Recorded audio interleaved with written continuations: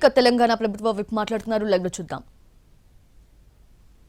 ముసుగులో ఈ విధంగా అరాచకానికి తెరదీసే విధంగా చేస్తున్న ప్రయత్నాన్ని కట్టడి చేయాల్సిన బాధ్యత ప్రభుత్వం పైన ఉంది, ప్రభుత్వ యంత్రాంగం పైన ఉంది, పోలీస్ శాఖ పైన ఉంది అన్నమాట సందర్భం చెప్తూ ఈరోజు నీవు నీ బినామీ నీ ఆత్మ ఏదైతే తేలుకుట్ల శ్రీధరు ఎన్ని కుట్రలు చేసినా ఏమీ చేయలేరన్నమాట సందర్భం చెప్తా ఉన్నాం. ఈరోజు మీరు విచ్చలవిడిగా ఈమెయిల్ ఏదైతే రేసింగ్ దానికి సంబంధించిన దానిలో 55 కోట్లు మంత్రి మండలికి సంబంధం ఆమోదం లేకుండా, ముఖ్యమంత్రి గారు ఆమోదం లేకుండా మీరు జిహెచ్ఎంసీపై ఒత్తిడి చేసి ఏ విధంగా ఇచ్చిరని దానిపైన విచారణ ఎదుర్కో. ఏసీబీ అధికారులు పిలిస్తే వెళ్ళు, చట్టం తన పని తను చేసుకునే క్రమంలో ఒకవేళ నువ్వు తప్పు చేసి ఉంటే చెరసాలకు వెళ్ళడానికి సిద్ధంగా ఉండని చెప్పాలి తప్ప ఈ విధంగా కుట్ర కోణాలకు తెలంగాణ అగ్నిగుండంగా చేస్తానటువంటి మాట మీ కుట్రలు ఏవైతున్నాయో మా దృష్టికి వచ్చినాయి.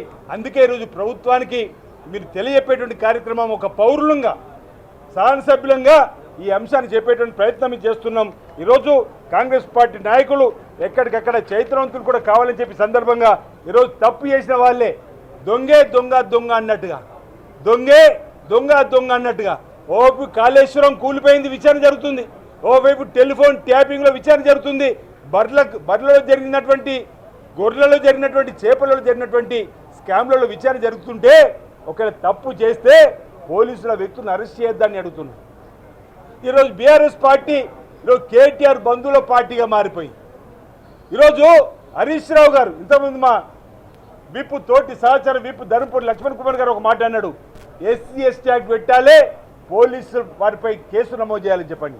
నిజంగా 20 years ఇండస్ట్రీ అనేటువంటి వాళ్ళు ఏ విధంగా చేరిపైకి ఉరికిండ్రో ఒకసారి మీరు వీడియో చూస్తే తెలుస్తుంది. వెళ్ళోకి వచ్చిండ్రు, ఇష్టానుసారంగా పేపర్లు చింపేసి బాటలు విసిరేసేటువంటి కార్యక్రమము ఈరోజు చేస్తున్న వైనాన్ని సభ్య సమాజం తప్పుపడుతున్నప్పుడు కూడా బావ కళ్ళల్లో ఆనందం కోసం ఇంత తెగింపాన్ని అడుగుతున్నా, బావ కళ్ళల్లో ఆనందం కోసం ఇంత తెగింపు అంటున్నా.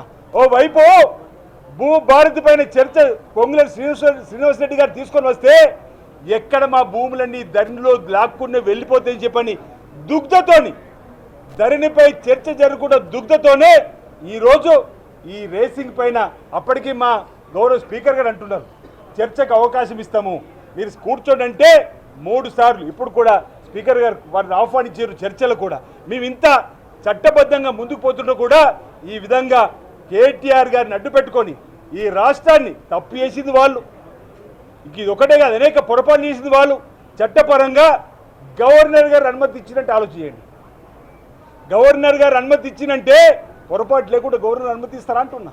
గవర్నర్ గారికి ప్రభుత్వ పక్షాన పోలీస్ శాఖ పక్షాన వినతి వెళ్తే గవర్నర్ గారు అవకాశం ఇచ్చి విచారణ జరుపుకోమంటే ఎఫ్ఐఆర్లు ఏవన్గా చేరిస్తే అక్కడ చర్చకు పోవాలి. పోలీస్ ఏసీబీ శాఖ దగ్గర అసెంబ్లీలో చర్చ జరుగుతా అండి.